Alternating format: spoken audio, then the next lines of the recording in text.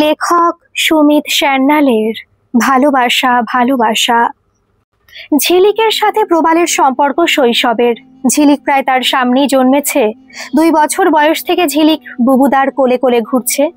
দুজনের বাবার স্কুলের সময় থেকে বন্ধুত্ব ছিল। ঝিলিকের বাবা নরেন্দ্রনাথ মিত্র আর প্রবালের বাবা বিভূতি চৌধুরী 2 বন্ধু একসাথে এক স্কুলে এক ক্লাসে লেখাপড়া করেছে। দুজনই লেখাপড়ায় মোটামুটি ভালো। দুজনে একসাথে বড় হয়েছে। একরকম মাঝারি গোছের সরকারি কেরানির চাকরি। দুজনের অর্থনৈতিক অবস্থা প্রায় একই। পার্থক্য হচ্ছে বিভূতির একটা জরাজীর্ণ পৈতৃক বাড়ি ছিল। দুজনের মা বাবা অনেক আগে গত হয়েছেন, তাই সব সাংসারিক দায়িত্ব তাদের পালন করতে হয়েছে। বিভূতির একমাত্র বোন বিয়ের পরে অল্প বয়সে বিধবা হয়ে বাপের বাড়িতে দাদার কাছে চলে এসেছিল। নরেনের পরিবার একটু বড়। 2 ভাইয়ের লেখাপড়া, বোনের বিয়ের দায়িত্ব পালন করতে করতে অনেক সময় লেগে গিয়েছিল, তাই তার নিজের বিয়ে একটু দেরিতেই হয়েছিল। 2 বন্ধুর একটি করে সন্তান। বিভূতির একটি ছেলে প্রবাল ওরফে বুবু, নরেন্দ্রনাথের একটি মেয়ে শ্রীরূপা ওরফে ঝিলিক। ঝিলিক তার বুবুদার একনিষ্ঠ ভক্ত। বুবুদা যা বলে সেটাই ধ্রুব সত্য। তার বুবুদা সব জানে, সব পারে, আর বুবুদার জন্য ঝিলিক তার প্রাণাধিক সঙ্গিনী। সে ঝিলিকের জন্য সব করতে পারে। ঝিলিক বুবুদার সাথে স্কুলে যায়। প্রথম দিকে ঝিলিকের কেজি ক্লাস 2 ঘন্টা চলতো। সে বুবুদার সাথে বাড়ি ফিরবে, 2 মা মেয়েকে বুঝিয়ে উঠতে পারতো না। প্রায় সময় ঝিলিক বুবুদার সাথে তার বাড়িতে চলে যেত। বুবুদার সাথে খেলাধুলা, বুবুদার সাথে লেখাপড়া। বুবুদার মতো তার লেখাপড়ায় ঝোঁক। প্রবালের মা দুজনকে একসাথে খাইয়ে দিতেন। মাঝে মাঝে বালিকা বুবুদার পাশে ঘুমিয়ে পড়তো। বিভূতি ঘুমন্ত বালিকাকে বাড়ি পৌঁছে দিয়ে আসতেন।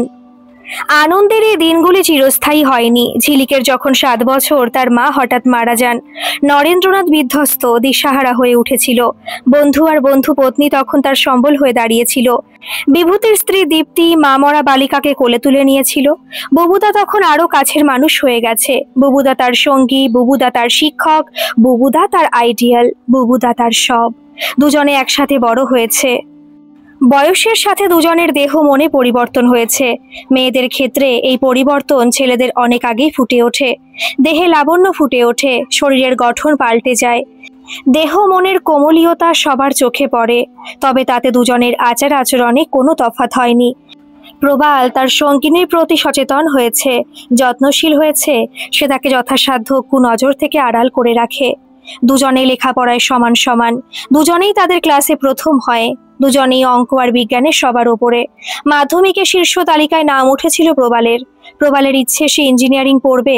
বাবা মা তাকে নিয়ে স্বপ্ন দেখে, ছেলে তাদের অভাবের বেড়াজাল থেকে বের করবে। কিন্তু স্বপ্ন দেখলে কি হবে? অলক্ষ্যে একজন অন্যরকম পরিকল্পনা সাজিয়ে রেখেছে। সেই বছর উচ্চ মাধ্যমিক পরীক্ষায় প্রবাল আবার মেরিট লিস্টে জায়গা করে নিয়েছিল। বাবা ছেলের জন্য জয়েন্টের কোচিং এর ব্যবস্থা করেছেন। প্রবাল বাবা মায়ের মুখ উজ্জ্বল করবে, পরিবারের অভাব দূর করবে।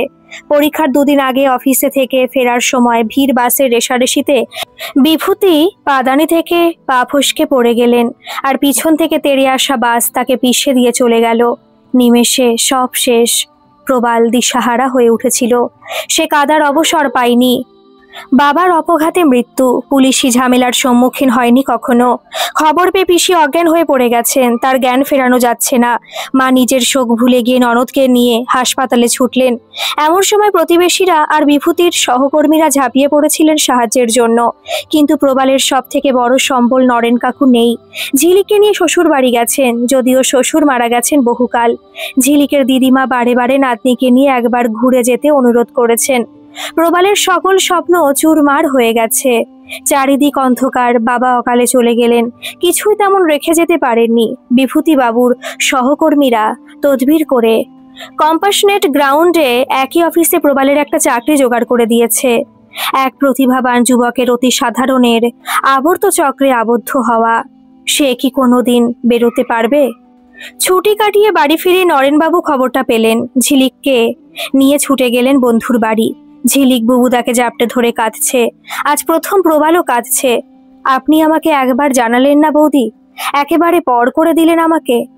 নরেন ধরা গলায় সদ্য বিধবা বন্ধু পত্নীকে বললেন, কি জানাবো ভাই, আমার সংসার তো ভেসে গেছে। দীপ্তি ডুকরে কেঁদে উঠলেন। প্রবালের পিসির কাছে শুনলেন প্রবাল সমস্ত স্বপ্ন জলাঞ্জলি দিয়ে বাবার অফিসে সামান্য কেরানি চাকরিতে যোগ দিয়েছে। মানুষের কোনো শোক চিরস্থায়ী হয় না। প্রবালকে সংসার সমরে নেমে পড়েছে। এ এক অনন্ত যুদ্ধ, আজীবন লড়াই। সে কি সব স্বপ্ন ত্যাগ করেছে? প্রবালের জীবনে একটা বড় রকম ঝড় বয়ে গেছে। সে জেনেছে শুধুমাত্র বুদ্ধি থাকলে সফল হওয়া যায় না, চেষ্টায় সবকিছু পাওয়া যায় না। নরেন বাবুর ছেলেটাকে দেখলে কষ্ট হয়। একটা সূক্ষ্ম অপরাধ বোধ ও তার মনে ভিতরে রয়েছে। আমি থাকলে বুবুকে কিছুতেই ওই কেরানির চাকরি আমি নিতে দিতাম না, যদিও তার ক্ষমতা সীমিত। বুবুকে বললে তার মুখটা করুণ হয়ে ওঠে। যা হওয়ার নয় কাকু, আমি তার স্বপ্ন দেখি না, কল্পনাও করি না। প্রবাল এখন ঝিলিকের প্রতি আরো বেশি যত্নশীল হয়েছে। তার স্বপ্ন পূরণ হয়নি, কিন্তু ঝিলিক সফল হবে। দীপ্তি দেবী মা মরা এই মেয়েটিকে অন্তর দিয়ে ভালোবাসেন। ওকে বুকে করে সে নিজের দুঃখ ভুলে থাকতে চায়, কিন্তু আরো কিছু নিয়তির খেলা বাকি ছিল। 2 বছরের মাথায় একদিন দীপ্তিও ঘুমের মধ্যেই স্বামীর কাছে চলে গেলেন। ঝিলিক আবার একবার মাতৃহীনা হয়ে গেল। বালিকা পুরোপুরি হতদম হয়ে উঠেছে। নরেন বাবু কি করে মেয়েকে সামলাবেন বুঝে পাচ্ছেন না। প্রবালের পিসি বুঝে উঠতে পারেন না কি করে দুজনকে সামলাবেন। নরেন নিজেকে অসহায় বোধ করেন। প্রবাল কাকুকে যথাসাধ্য সাহায্য করে। কোনো দুঃখ মানুষকে চিরকালের মতো অবদমিত করে রাখতে পারে না। প্রবালের অদম্য জিজিবিষা, ঝিলিকের প্রতি তার অটুট নিষ্ঠা। আমি না পাই, কিন্তু ঝিল সব পাবে, ও সফল হবেই। সে প্রতিদিন নিজের কাছে প্রতিজ্ঞা করে ঝিলিকের জন্য তার বুবুদাই সব। বুবুদাকে সে সব থেকে বেশি বিশ্বাস করে। বুবুদার মতো কেউ তাকে পড়াতে পারে না। বুবুদা যা কিছু একবার বোঝাবে সেটা তার মাথার মধ্যে গেঁথে যায়। বুবুদার জন্যই ঝিলিক মাধ্যমিকে মেরিট লিস্টে নাম তুলতে পেরেছে। বুবুদাই তাকে জয়েন্টের জন্য তৈরি করেছে। সেদিন খবর পেয়ে প্রবাল সাইকেল নিয়ে ঊর্ধ্বশ্বাসে ঝিলিকের বাড়ির দিকে ছুটল। জয়েন্ট এন্ট্রান্স পরীক্ষায় ঝিলিক প্রথম স্থান পেয়েছে। কিন্তু ঝিলিকের বাড়ির সামনে পৌঁছে সে থমকে দাঁড়ালো। বাড়ির সামনে ভিড়, চারিদিকে থমথমে ভাব, চাপা গুঞ্জন। প্রবাল কেঁপে উঠল। কি হয়েছে দাদা? নরেন বাবু মারা গেছেন, একজন বলল। প্রবাল ছুটে ভেতরে ঢুকলো। নরেন্দ্রনাথ মিত্র অনন্তলোকে চলে গেছেন। ঝিলিক বাবার নিথর দেহের ওপর পড়ে আছে। তার সর্বাঙ্গ কান্নায় থরথর করে কাঁপছে। ঝিল। প্রবাল আস্তে করে ঝিলিকের কাঁধে হাত রাখলো। ঝিলিক প্রবালকে জড়িয়ে ধরে চিৎকার করে কেঁদে উঠল। প্রবাল ঝিলিককে জড়িয়ে চেপে ধরে আস্তে আস্তে তার মাথায় পিঠে হাত বুলিয়ে দিচ্ছে। ঘরে সবার চোখ ভিজে উঠেছে। নরেন্দ্রনাথ 4 ভাই বোনের মধ্যে সব থেকে বড় ছিলেন।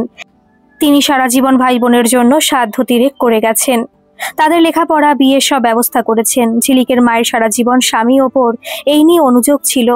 ভাই বোনের তুমি অবশ্যই দেখবে, তুমি বড় দাদা, কিন্তু তোমার নিজেরও তো একটা সংসার আছে। মেয়ের লেখাপড়া নিয়ে তুমি ভাববে না? মেয়ের বিয়ের জন্যও তো ভাবতে হবে, তিনি বলতেন। আজ নানা অজুহাতে নরেন্দ্রনাথের ভাই বোনেরা কেউ আসেনি। তারা আশঙ্কিত, আতঙ্কিত। দাদা মারা গেছে, বৌদি তো আগেই চলে গেছে। এখন দাদার মেয়েকে কে দেখবে? প্রবাল নরেন কাকুর সৎকারের ব্যবস্থা করছে। পাড়া প্রতিবেশীরা তার সাথে নিমতলা ঘাটের উদ্দেশ্যে যাত্রা করলো। ঝিলিক শোকে পাথর হয়ে গেছে। সে শূন্য চোখে সবার দিকে তাকিয়ে থাকে। প্রবালের পিসি এসে ঝিলিককে সামলাবার চেষ্টা করছেন। একদিন প্রবাল এসে ঝিলিকের কাঁধে হাত রাখলো। নিজেকে সামলাও ঝিল, কাকু তো তোমাকে দেখছেন, উনি কষ্ট পাবেন। ঝিলিক ব্যথায় কাতর 2 চোখ প্রবালের দিকে তুলে বলল, কি হবে বুবুদা? আমি এখন কি করব? আমি বাঁচবো কি নিয়ে? আমিও কেন বাবার সাথে চলে গেলাম না? হঠাৎ প্রবালের 2 চোখ জলে ভরে আসলো। কেন ঝিল? আমি তো আছি। যিনি যাওয়ার তিনি চলে গেছেন, কিন্তু তোমার সামনে তোমার সারা জীবন পড়ে আছে। কাকু তোমাকে নিয়ে কত স্বপ্ন দেখেছিলেন, তুমি ভুলে গেলে? ঝিলি কিছুক্ষণ মাথা নিচু করে বসে রইল। নিমাই কাকু এই মাসের ভাড়া নেবেন না বলেছেন, কিন্তু তারপর আমি কোথায় যাব বুবুদা? একই কথা, তুমি আমাদের সাথে থাকবে ঝিল? কাকুর কাজ মিটে যাক। ঝিলিক ফ্যাল করে তাকিয়ে রইল। তুমি জয়েন্টে 5ম র্যাঙ্ক পেয়েছো। কলকাতা মেডিকেল কলেজ থেকে অ্যাডমিশনের চিঠি চলে এসেছে। কাকুর স্বপ্ন ছিল ওনার মেয়ে ডাক্তার হবে, মানুষের সেবা করবে, নাম করবে। সেটা তো আর হবে না বুবুদা। ঝিলিকের কথায় এমন ব্যথার করুণ সুর ফুটে উঠল যে প্রবাল নিজেকে সামলাতে পারল না, ফুপিয়ে কেঁদে উঠল। ঝিলিকও তার বুবুদাকে জড়িয়ে ধরে কাঁদছে।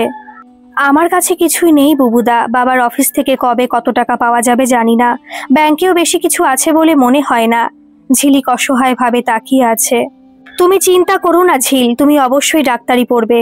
আমরা কালকে যাব অ্যাডমিশন নিতে। কিন্তু সে তো অনেক টাকা বুবুদা। পরদিন প্রবাল ঝিলিককে সাথে নিয়ে মেডিকেল কলেজে ভর্তি করিয়ে দিয়ে এসেছে। ধীরে ধীরে সবার জীবন স্বাভাবিক ছন্দে ফিরে গেছে। শ্রীরূপার এক নতুন জীবন শুরু হয়েছে। সে এখন তার স্বপ্ন পূরণের পথে এগিয়ে চলেছে। বাবার অকাল মৃত্যুতে সে সব আশা ছেড়ে দিয়েছিল, কিন্তু বুবুদা তাকে তুলে ধরেছে। সে কি করে অত টাকা জোগাড় করলো এতটুকু সময়ের মধ্যে? বুবুদাকে বারে বারে জিজ্ঞাসা করে কোনো সদুত্তর পায়নি ঝিলিক, বরং দুবার বকুনি খেয়েছে। ঝিলিক সফল ডাক্তার হবে, জীবনে সুখী হবে, এ যেন প্রবালের সাধনা। মাঝে মাঝে ঝিলিকের বুবুদার জন্য কষ্ট হয়, ও তো কিছুই পায়নি জীবনে। প্রবাল নিজেকে সঁপে দিয়েছে ঝিলিকের স্বপ্ন সিদ্ধির কাজে। সে যেন ঝিলিকের জন্য বেঁচে আছে। প্রবাল প্রতিদিন ভোরে ওঠে। পিসির স্নান পূজা সারতে বেশ দেরি হয়। ভোরে উঠেই প্রবাল রান্না চাপিয়ে দেয়। ঝিলিক ভাত খেয়ে কলেজ যায়। প্রবাল যত্ন করে ঝিলিকের পছন্দের পদ রান্না করে, দুজনের টিফিন তৈরি করে, ঝিলিকে যত্ন করে খাওয়ায়, নিজে দুটি মুখে গুজে মেয়েটিকে নিয়ে রওনা হয়। একই পথে একসাথে যায় তারা। ঝিলিক রাস্তায় কলেজের সামনে নেমে যায়। শ্রীরূপা কলেজে সবার মধ্যমণি। ফার্স্ট ইয়ার থেকে ফাইনাল ইয়ার সব ছাত্রছাত্রীরা তাকে চেনে। তার ভুবন মোহিনী দিগন্ত প্রসারী হাসি সর্বত্র ছেয়ে থাকে। যেদিন সে কলেজে আসে না, সবাই জানতে পারে। দুপুরে লাঞ্চের সময় ক্যান্টিনে তার মজার মজার কথায় হাসির ফোয়ারা ছোটে। প্রফেসরদের মাঝে সে সবার প্রিয়। পড়াশোনার ব্যাপারে সে ভীষণ গম্ভীর। প্রফেসরদের কাছে সে একনিষ্ঠ ছাত্রী। নিজের ক্লাসে সে সবার প্রিয়। সে সকলকে অযাচিতভাবে সাহায্য করে। ডাক্তার শুভজিৎ সান্যাল কলেজের ডিন। তিনি MBA ক্লাসে অ্যানাটমি পড়ান। তার স্ত্রীও একই হসপিটালে নামকরা গাইনোকোলজিস্ট। তিনি উঁচু ক্লাসে পড়ান। তাদের একমাত্র ছেলে দেবজ্যোতি শ্রীরূপার সাথে পড়ে। কিছুদিনের মধ্যেই দুজনের বেশ ভাব হয়ে গেছে। একদিন দেব শ্রীরূপার কাছে প্রস্তাব রাখলো, সে যদি প্রতিদিন বিকেলে তার সাথে যায় তবে বাড়িতে দুজনে একসাথেই পড়তে পারবে। প্রয়োজন মতো মা বাবার কাছে সাহায্য পাওয়া যাবে। কিন্তু ঝিলিক তার বুবুদাকে না জানিয়ে কোনো কাজ করে না। বুবুদার মানা করার তো প্রশ্নই নেই, কিন্তু সে ঝিলিকের প্রতি সচেতন। রাতের কলকাতা যুবতী মেয়েদের কাছে বিপজ্জনক হতে পারে। প্রবাল আশঙ্কা জানিয়েছিল। ডাক্তার শুভজিৎ সেই আশঙ্কা নস্যাৎ করে আশ্বাস দিয়েছেন তিনি ছেলেকে সাথে নিয়ে শ্রীরূপাকে পৌঁছে দিয়ে আসবেন। ডাক্তার সান্যালের বাড়িতে শ্রীরূপা সবার চোখের মণি হয়ে উঠেছে আস্তে আস্তে। দেবের মা ডাক্তার বিদিশা তাকে নিজের মেয়ের মতো স্নেহ করেন। তিনি জানেন শ্রীরূপার মা বাবা কেউ নেই। ঝিলিক ওনাকে মা বলে ডাকে। পড়ার সময়টুকু ছাড়া সে মায়ের পিছন পিছন ঘোরে। মা মায়ের সম্পর্ক বেশ অন্তরঙ্গ হয়ে উঠেছে। ঝিলিক যখনই ওই বাড়িতে যায় ডাক্তার মাসিমা তাকে খেয়ে যেতে বলেন, কিন্তু নিজের বাড়িতে বুবুদা তার জন্য বসে থাকে। দৈনিক সে ঝিলিকের পছন্দের কিছু স্পেশাল রান্না করে। পিসি অন্য দৈনন্দিন পদগুলো রাঁধেন। বিদিশা মাসিকে ঝিলিকের ভালো লাগে। দেব তার বন্ধু সহপাঠী, ডাক্তার সান্যাল তার গুরুদেব। কিন্তু প্রবালের সাথে তার সম্পর্ক অন্য পর্যায়ের। ঝিলিক জ্ঞান হওয়ার পর থেকেই প্রবালকে ভালোবাসে, যদিও বলেনি তাকে কখনো। প্রবালও ঝিলিককে ভালোবাসে, সেও বলেনি ঝিলিককে, তবে তার কারণ অন্য। সে নিজেকে ঝিলিক ওরফে শ্রীরূপার যোগ্য মনে করে না। সে সামান্য সরকারি চাকুরে। আমি ঝিলিককে কি সুখ দিতে পারবো জীবনে, সে ভাবে। সে সুন্দরী, বুদ্ধিমতী, আবার এখন ডাক্তার হতে চলেছে। সেদিন কলেজ শেষ হতেই দেব শ্রীরূপার কাছে এসে বলল, মা তোমাকে আমাদের বাড়ি যেতে বলেছে। আরে এই তো পরীক্ষা শেষ হলো, এখন দিন কয়েক একটু জিরিয়ে নি। শ্রীরূপা বলল, আমি শুধু মায়ের মেসেজটা দিলাম, ডিসিশন তোমার। না মানে মাসিমা ডেকেছেন, আমি যাব নিশ্চয়ই। দুজনে দেবের বাবার অফিসে হাজির হলো। তোমরা চলে এসেছো, আমিও রেডি। ডাক্তার সান্যাল উঠে দাঁড়ালেন। কিছুক্ষণের মধ্যে তারা সল্টলেকে ডাক্তার সান্যালের বাড়িতে এসে পৌঁছলো। এসে ঝিলিক চমকে উঠল। বিশাল ড্রয়িং রুমটা সাদা রজনীগন্ধা ফুল দিয়ে সাজানো। সামনে কাচের সেন্টারে টেবিলে কেক, ডাইনিং টেবিলে নানা খাবারের সম্ভার। আরে আমি কি করে ভুলে গেলাম। ঝিলিকের মনে পড়ল আজ তার জন্মদিন। বুবুদা প্রতি বছর কিছু না কিছু চমক প্ল্যান করে রাখে। বুবুদা নিশ্চয়ই বসে আছে আমার জন্য। ঝিলিক ভাবছে কি করব। তখনই ডাক্তার সান্যাল হেসে হাত বাড়িয়ে দিলেন, হ্যাপি বার্থডে শ্রীরূপা। ঝিলিক ওনাকে পায়ে হাত দিয়ে প্রণাম করলো। আমি তো ভুলেই গিয়েছিলাম স্যার। আমি বলেছি না স্যার শুধুমাত্র কলেজে। হ্যাঁ হ্যাঁ স্যার, মানে মেসোমশাই। তখনই বিদিশা মাসিমা হাসি মুখে রান্নাঘর থেকে বেরিয়ে আসলেন। ঝিলিক ওনাকেও প্রণাম করলো। এসো তুমি আমার সাথে। তিনি ঝিলিককে নিজের ঘরে নিয়ে গেলেন। কিছুক্ষণ পরে তাকে একটি বহুমূল্য বালুচরী শাড়ি পরিয়ে সাজিয়ে নিয়ে আসলেন সামনের ঘরে। দেব আর ডাক্তার সান্যাল যন্ত্রচালিতের মতো উঠে দাঁড়ালেন। বাহ, এ তো সাক্ষাৎ মা দুর্গা। ডাক্তার শুভজিৎ সান্যালের মুখ থেকে অনায়াসে বেরিয়ে গেল। বটেই তো বটেই তো, বিদিশা বললেন। সত্যি। শুভজিৎ এবার সাইড টেবিল থেকে একটা প্যাকেট ঝিলিকের হাতে দিলেন। তাতে একটা দামি মোবাইল ফোন। দেব একটা বিশাল ফুলের তোড়া ঝিলিকের দিকে এগিয়ে দিল। হ্যাপি বার্থডে রূপা। দেব তাকে রূপা বলে ডাকে। কেক কাটা হলো। বিদিশা নিজের হাতে তার জন্য রান্না করেছেন। অর্ধেক দিন ছুটি নিয়ে হাসি ঠাট্টা হচ্ছে, খাওয়া দাওয়া চলছে, কিন্তু ঝিলিক বারে বারে অন্যমনস্ক হয়ে যাচ্ছে। বুবুদা বসে আছে তার জন্য। সেদিন বাড়ি ফিরতে ফিরতে শ্রীরূপার 10টা বেজে গিয়েছিল। যদিও দেবের বাড়ি যাওয়ার সময় সে প্রবালকে ফোনে জানিয়ে দিয়েছিল। বেল সুরে প্রবাল দরজা খুলেছিল। ঝিলিককে দেখে প্রবাল চমকে এক পা পিছিয়ে গেল। দেব ঝিলিকের সাথে তাকে পৌঁছে দিতে এসেছে। তার হাতে ছোট বড় প্যাকেট ব্যাগ, সেগুলো প্রবালের হাতে দিয়ে সে চলে গেল। প্রবাল তাকে ভেতরে আসতে বলায় সে মৃদু হেসে বলল, আজ যাই দাদা, বাবা গাড়িতে অপেক্ষা করছেন। শাড়িটা তো চমৎকার, পিসি বললেন। আরে হ্যাঁ, আমি তো ভুলেই গিয়েছিলাম, আজ আমার জন্মদিন। গিয়ে দেখি ড্রয়িং রুম আমার পছন্দের সাদা রজনীগন্ধা ফুল দিয়ে সাজানো। আমার বার্থডে কেক আনা হয়েছে, মানে বিদিশা মাসিমা এসে আমাকে জড়িয়ে ধরলেন, ঘরে নিয়ে গিয়ে এই শাড়ি পরিয়ে দিলেন, নতুন মেকআপ কিট রেডি, আমাকে সাজিয়ে দিলেন, আর মেসোমশাই এই মোবাইল ফোনটা দিলেন, আর আমার সেই বন্ধু দিয়েছে এই ফুলের তোড়া। ঝিলিক আনন্দে ডগমগ কলকল করে বলে গেল। প্রবাল একবার আস্তে করে পিসির সাথে দৃষ্টি বিনিময় করলো। দারুণ, ভালোই সেলিব্রেশন হয়েছে তাহলে। Happy birthday miss Shrirupa. Thanks. এখন এই সব ধরা চুরোগুলো ছাড়তে হবে। I am tired. ঝিলিক নিজের ঘরে চলে গেল। প্রবাল কিছুক্ষণ সেদিকে তাকিয়ে রইল, তারপর ক্লান্ত পায়ে নিজের ঘরের দিকে চলে গেল। কিছু খাবি না? পিসি বলল, না, ইচ্ছে করছে না। জামা কাপড় পাল্টে ঝিলিক বিছানায় গায়ে এলিয়ে দিল। সব একটু তন্দ্রা এসেছে তার। পিসিমা ঘরে ঢুকলেন। মেয়ে নিশ্চিন্তে ঘুমাচ্ছে, আর ওইদিকে বুবু কাঁদছে। তুই এত নিষ্ঠুর কি করে হলি ঝিলিক? ঝিলিক ঝট করে উঠে বসলো। সত্যি বলি, তোর কি মন বলে কিছু নেই? তুই অনায়াসে ভেবে নিলি বুবু তোর জন্মদিন ভুলে গেছে? পিসির কণ্ঠে শ্লেষ। ঝিলিক চোখ পিটপিট করে বুঝবার চেষ্টা করছে। তুই জানিস ও আজকে ছুটি নিয়েছে তোর জন্য। সকাল সকাল বেরিয়েছে তোর জন্য জন্মদিনের উপহার কিনতে। সামান্য চাকরি করে বুবু, তাও ক্ষমতার অতিরিক্ত খরচ করেছে। না, আমরা ডাক্তার বাবুদের মতো বড়লোক নই, হয়তো অত দামি ফোন আনিনি তোর জন্য। তাও তো নতুন মোবাইল ফোন এনেছে। কেক কাটার রেওয়াজ নেই আমাদের বাড়িতে, তাও কেক এনেছে। সারা দুপুর ধরে তোর পছন্দের রান্না করেছে, পায়েস বানিয়েছে। প্রতি বছরও তোকে পায়েস খাওয়ায় সবার প্রথমে। আবার তুই। পিসির দু চোখ জলে ভরে এসেছে। তিনি মুখে আঁচল চাপা দিয়ে ঘর থেকে বেরিয়ে গেলেন। আজ প্রবালের নিজেকে ভীষণ একা মনে হচ্ছে। সত্যি তো, কে আছে আমার? বাবা মা চলে গেছে, কিছুই করিনি আমি। সে কখনো কাঁদে না। বাবা মারা গেছেন, সে কাঁদেনি, সুযোগই পায়নি তখন। মা মারা গেল, তখন তার বুক ফাঁকা হয়ে গিয়েছিল। তার আজ খুব কাঁদতে ইচ্ছে করছে। কখনো কখনো অশ্রুতে শান্তি আসে। হঠাৎ ঝিলিক এসে তার পা জড়িয়ে ধরল। প্রবাল চমকে উঠে দাঁড়ালো। তো তুমি কি আমাকে কখনো ক্ষমা করবে না বুবুদা? ঝিলিক অশ্রুসিক্ত কণ্ঠে বলল। আরে কি কি হয়েছে? তুমি তো কোনো দোষ করনি ঝিল। না না না, আমি মস্ত ভুল করেছি। ঝিলিক ধরা গলায় বলল। তুমি আমার জন্য খাবার সাজিয়ে বসে আছো যে প্রতি বছরের মতো তুমি আমাকে চমক দেবে। আর আমি দেবের বাড়ি চলে গেছি। তাতে কি হয়েছে? দেবের মা তোমাকে ডেকে পাঠিয়েছেন। ওরা গুরুজন, তুমি গিয়েছো, ঠিক করেছো। প্রবাল বাথরুমে ঢুকে গেল। অনেকক্ষণ পরে সে বাথরুম থেকে বেরোলো। দেখলো পায়েসের বাটি হাতে নিয়ে ঝিলিক দাঁড়িয়ে রয়েছে। পায়েস নিয়ে এসেছি বুবুদা, তুমি যদি আমাকে ক্ষমা করে থাকো তবে খাইয়ে দাও। ঝিলিকের চোখে জল টলটল করছে। আচ্ছা এসো, এখানে বসো। প্রবাল ঝিলিককে সামনের ঘরে নিয়ে আসলো। পিসি একটা থালায় ধান দুর্বা সাথে একটা প্রদীপ জেলে নিয়ে এসেছেন। তিনি ঝিলিককে ধান দুর্বা দিয়ে আশীর্বাদ করলেন। প্রবাল তাকে পায়েস খাইয়ে দিল। ঝিলিক তার বুবুদার গলা জড়িয়ে ফুপিয়ে কেঁদে উঠল। পাগলি। আচ্ছা কাঁদে না পাগলি। প্রবাল ঝিলিকের মাথায় টোকা দিয়ে বলল। আমি তোমার করা সব খাবার খাবো। ঝিলিক আবদারের সুরে বলল। কড়াইশুটির কচুরি, বাসন্তী পোলাও, কষা মাংস, চাটনি, জল ভরা তালশাঁস, সন্দেশ সব খাবো। আগে কেক। এত রাতে এত সব খেতে পারবে? রাত আর কি, মাত্র 11টা। কাল পরশু তো ছুটি। সবাই মিলে খাওয়া দাওয়া হলো। পরদিন ঝিলিক বুবুদার দেওয়া জামা কাপড় পরে বুবুদা আর পিসির সাথে সায়েন্স সিটি বেড়াতে গেল। সেখানে আবার বুবুদার ঘাড় ভেঙে খাওয়া দাওয়া হলো। সব মেঘ কেটে গেছে। ঝিলিকের কিছু হলে প্রবাল অস্থির হয়ে ওঠে। ঝিলিকের একটু জ্বর হলো কি একটু সর্দি কাশি হলো, প্রবাল ছুটোছুটি করতে আরম্ভ করে। একবার ঝিলিকের নিউমোনিয়া হলো। সে জ্বরে কাতর। প্রবালের দু চোখে বারবারে জল ভরে উঠছিল। হয়তো ঝিলিকে স্বাভাবিক পিরিয়ড চলছে। প্রবাল অস্থির। কয়েকবার ঝিলিকে বেশ অস্বস্তিতে পড়তে হয়েছে। সে তার বুবুদার সকল চিন্তা আশাকাঙ্ক্ষার মূলে রয়েছে। মনে মনে ঝিলিক বেশ উপভোগ করে তার একান্ত প্রিয়জনের অব্যক্ত ভালোবাসার অনুভূতি। শ্রীরূপা MBBS পাশ করেছে, শুধু পাশ করেনি, সে বছর সে প্রথম হয়েছে।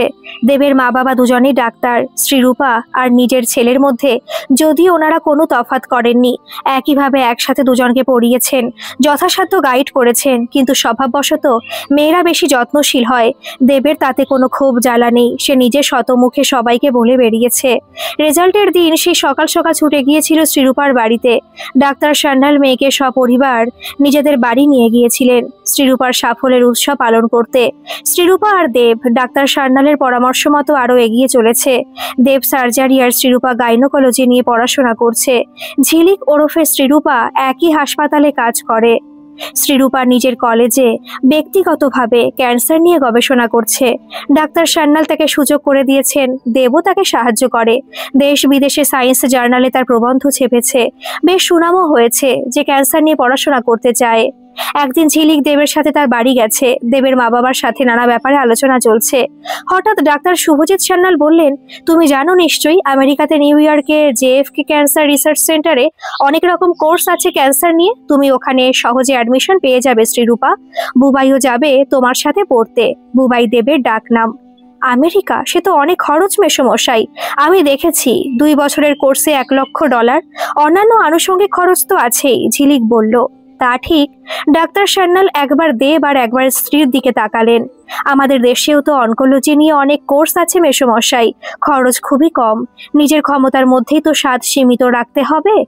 অন্তত আমার তো তাই মনে হয়। JFK তো স্বপ্ন আমার জন্য। সেদিন আর কথায় এগোয়নি। ঝিলিক চলে যাওয়ার পরে বিদিশা একবার স্বামীর দিকে তাকালেন, আর একবার দেবের দিকে। আমার তো মেয়েটিকে খুব ভালো লাগে, নম্র, ভদ্র, বুদ্ধিমতী। ও যখন মা বলে ডাকে আমার মন জুড়িয়ে যায়। বিদিশা বললেন, হ্যাঁ, 10 বছর থেকেও আমাদের বাড়ি আসছে। সবাই ওকে পছন্দ করে, অন্তত আমার তাই মনে হয়। শুভজিৎ ছেলের দিকে তাকালেন।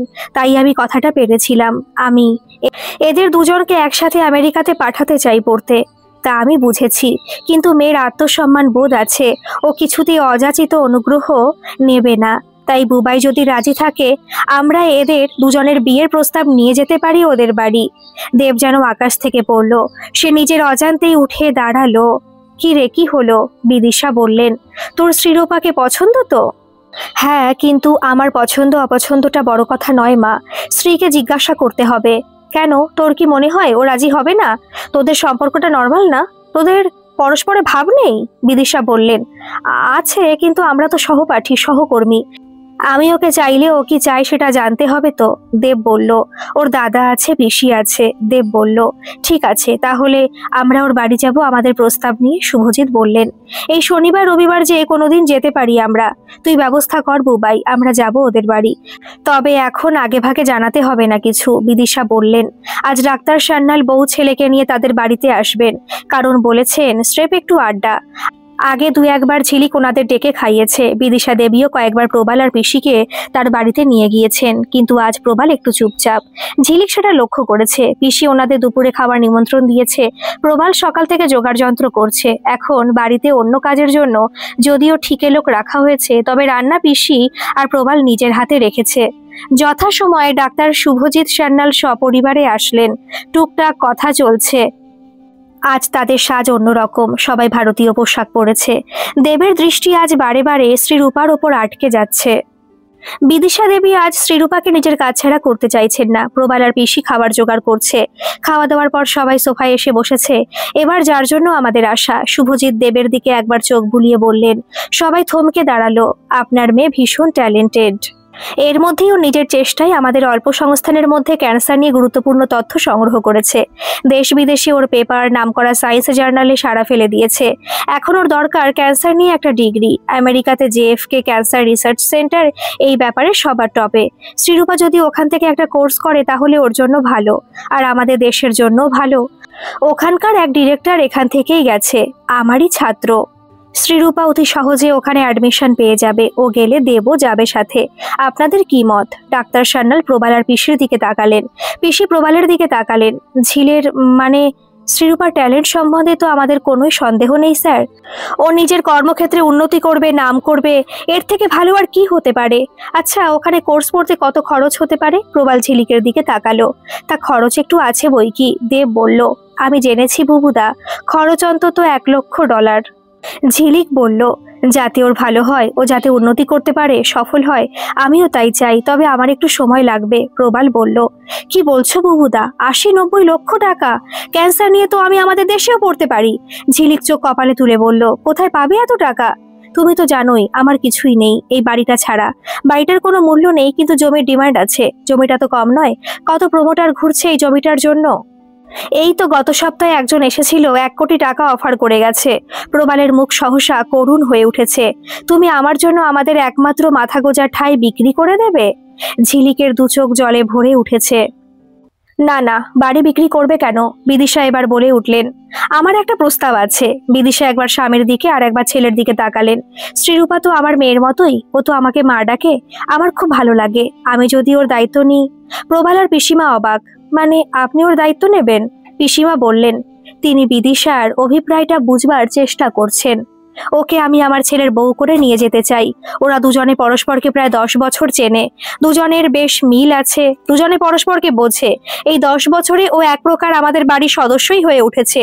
আপনাদের যদি আপত্তি না থাকে তাহলে আমরা এই সম্পর্কটা পাকা করতে চাই।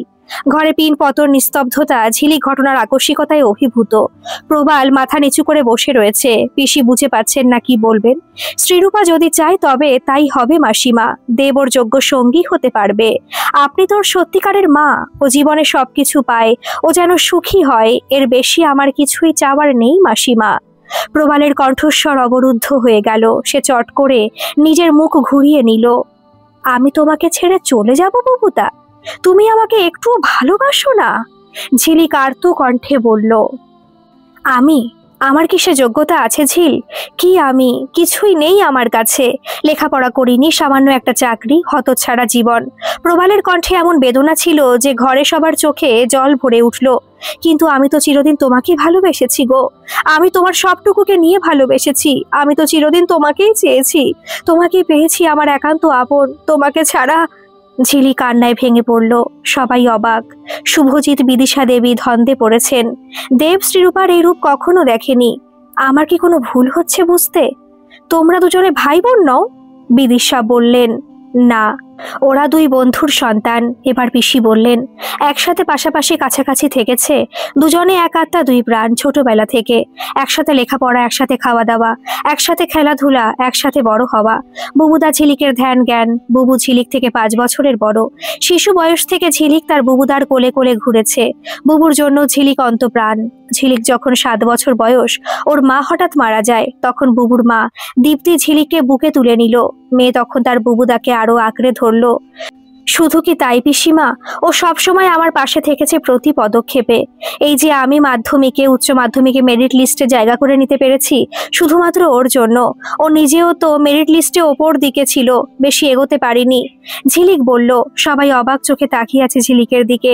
প্রবাল মাথা নিচু করে বসে রয়েছে। কেন? দেব বলল, কপাল। ও উচ্চ মাধ্যমিকে সারা পশ্চিম বাংলায় 5ম স্থান পেয়েছিল। মা বাবা ছেলেকে নিয়ে অনেক স্বপ্ন দেখেছিলেন। হঠাৎ ওর বাবা অপঘাতে মারা গেলেন। 18 বছরের ছেলে অথই জলে পড়েছে। নিজের সব স্বপ্ন জলাঞ্জলি দিয়ে ওকে সামান্য মাইনের সামান্য চাকরি নিতে হলো। কেউ ওর পাশে দাঁড়ায়নি, আমরাও না। ও যখন পুলিশ আর হসপিটাল নিয়ে নাজেহাল হচ্ছে, আমরা তখন শিলিগুড়িতে আমার দিদার বাড়িতে ছুটি কাটাচ্ছি, দার্জিলিং ডুয়ার্স ঘুরছি। ফিরে এসে দেখি এখানে সব শেষ। বুবুদার সব স্বপ্ন চুরমার হয়ে গেছে। ঝিলিকের দু চোখ ঝরে পড়েছে। 2 বছরের মাথায় ওর মাও চলে গেলেন। আমি আর একবার মাকে হারালাম। বিপদে আমরা ওর পাশে দাঁড়াইনি, তা বলে কি ও আমাকে ছেড়ে দিয়েছে? ঝিলিক তার অশ্রুস্নাত চোখ প্রবালের দিকে তুলল। আমার জীবনে যা কিছু হয়েছে তাতে তোমার দোষ কি ঝিল? আমার ও এতে স্বার্থ ছিল। আমি আমার জীবনের স্বাদ তোমার মধ্যে দিয়ে পূরণ করতে চেয়েছিলাম। আমার কপালে তো কিছু পাওয়ার ছিল না, তোমার পাওয়াই আমার পাওয়া। প্রবাল বলল, তবে জানো মা, এই যে আমি মেডিকেল কলেজে ভর্তি হলাম, এই যে ডাক্তার হয়েছি, আরো আরো এগিয়ে চলার চেষ্টা করছি, শুধুমাত্র ওর জন্য।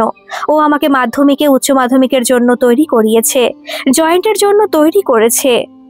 ঘুরে ঘুরে আমার জন্য বই জোগাড় করা, নিজে রাত জেগে আমাকে পড়ানো, সব ও করেছে। আমার আজও মনে আছে, সেদিন আমার জয়েন্টের রেজাল্ট বেরিয়েছে। ও ভোরে উঠে খবর নিয়ে আমাদের বাড়ি ছুটে এসেছে। এসে দেখলো আমার বাবা হার্ট ফেল করে মারা গেছেন। আমার কাকা পিসি মামা মাসিরা কেউ কেউ পাশে এসে দাঁড়ায়নি। মা নেই, বাবাও চলে গেছে। আমি যদি তাদের ঘাড়ে চাপি, আমার চারিদিক অন্ধকার, কোথায় যাব আমি? আত্মহত্যা ছাড়া সেদিন কোনো উপায় ছিল না আমার। বুবুদা এসে সব দিক সামলেছে একা হাতে। আমার স্বপ্ন, ওর স্বপ্ন, আমার আপত্তি সত্ত্বে আমাকে মেডিকেল কলেজে ভর্তি করে দিল। আমার বাবা ধার দেনা ছাড়া কিছু রেখে যেতে পারেননি আমার জন্য। তারপর 10 বছরও আমাকে মাথায় করে রেখেছে। ওকে ছাড়া কোনো অস্তিত্বই নেই আমার। না না, আমি এমন আহামরি কি করেছি ঝিল? তুমি আমার ছোটবেলার সঙ্গী, আমরা একসাথে বড় হয়েছি। আমি কি তোমাকে বিপদের মুখে ঠেলে দিয়ে চলে যেতে পারি? আমি আমার দায়িত্ব পালন করেছি। প্রবাল বাধা দিল, শুধুমাত্র দায়িত্ব পালন করেছো? আমি কষ্ট পেলে তুমি কষ্ট পাও, আমি ব্যথা পেলে তোমার মুখ ম্লান হয়ে যায়, আমি অসুস্থ হলে তোমার চোখে জল চলে আসে। ঝিলিকের চোখ ছলছল। তোমাকে ছাড়া কি আমি বাঁচতাম? ভেবে দেখো মা, একটা 18 বছরের মেয়ে, তার বাবা হঠাৎ মারা গেছে, আত্মীয় স্বজন কেউ পাশে এসে দাঁড়ায়নি। বাড়িওয়ালা বলে দিয়েছে পরের মাস থেকে আমাকে বাড়ি ছেড়ে দিতে হবে। বুবুদা যদি আমাকে এই বাড়িতে না নিয়ে আসতো, তাহলে আপনারা কেউ আমাকে দেখতে পারতেন না। আমার কি করার ছিল? কেউ আমাকে জানতো না। আজ আমি ডাক্তার শ্রীরূপা, নিজেকে প্রতিষ্ঠিত করার পথে এগিয়ে চলেছি। কিন্তু আমি তো ছিলাম না বুবুদা, আমার তো থাকার কথা নয়। আমি তোমাকে ছাড়া থাকতে পারি না। তোমাকে ছাড়া আমি কখনো কোথাও সুখী হতে পারবো না। আমাকে দূরে ঠেলে দিও না গো, আমি পারবো না, আমার কেউ নেই গো। ঝিলিক ফুপিয়ে কেঁদে উঠল। এবার প্রবাল অস্থির হয়ে উঠল, তার 2 চোখ ঝরে পড়েছে। না ঝিল, কেঁদো না। আচ্ছা, আমার ভুল হয়ে গেছে। আমি কি তোমাকে দূরে ঠেলে দিতে পারি? তোমাকে ছাড়া আমার কি আছে? তুমি চিরদিন আমার সাথে থাকবে, আমার কাছে থাকবে। প্রবাল ঝিলিকের মাথায় হাত বুলিয়ে দিতে দিতে বলল। এবার বিদিশা এগিয়ে এসে ঝিলিকে জড়িয়ে ধরলেন। তুমি চিন্তা করো না মা, আমি তোমাদের দুজনের বিয়ে দেব। হ্যাঁ, তুমি সত্যি ওর জীবন সাথী হওয়ার যোগ্য। টাকা পয়সা চাকরি ওই সব মানুষের যোগ্যতার মাপকাঠি নয় বাবা, মনের মিলই আসল কথা। তুমি ওর প্রকৃত শুভানুধ্যায়ী। ওকে প্রতিষ্ঠিত করবার জন্য নিজের সর্বস্ব দিয়ে চেষ্টা করেছো, এবার ওর পালা। তোমরা দুজনে পরস্পরকে তুলে ধরবে। সামনে জীবন পড়ে রয়েছে তোমাদের, মিলেমিশে সুখে থাকবে। ভালো থেকো তোমরা। শুভজিৎ দুজনকে আশীর্বাদ করে বিদায় নিয়ে সপরিবার চলে গেলেন। গল্পটি আপনাদের কেমন লাগলো অবশ্যই কমেন্ট করে জানাবেন। আর ভালো লাগলে একটা সাবস্ক্রাইব করে আমার পাশে থাকবেন। আর হ্যাঁ, পাশে থাকা নোটিফিকেশনের বেল আইকনটা একটু প্রেস করে দেবেন, যাতে করে আমি গল্প আপলোড করার সাথে সাথেই আপনাদের কাছে নোটিফিকেশন চলে যায়। ধন্যবাদ।